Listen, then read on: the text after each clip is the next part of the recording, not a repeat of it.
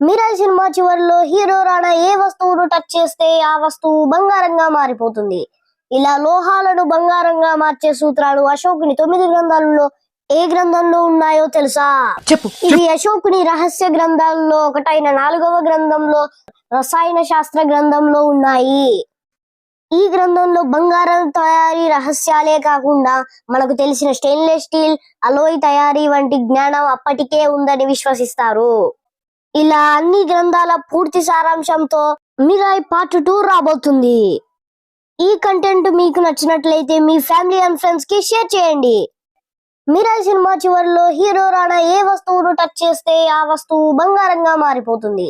ఇలా లోహాలను బంగారంగా మార్చే సూత్రాలు అశోకుని 9 గ్రంథాలలో ఏ గ్రంథంలో ఉన్నాయో తెలుసా?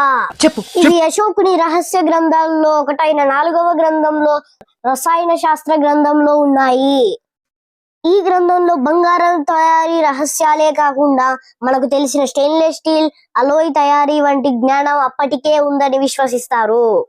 ఇలా అన్ని గ్రంథాల పూర్తి సారాంశంతో మిరాయి పార్ట్ 2 రాబోతుంది.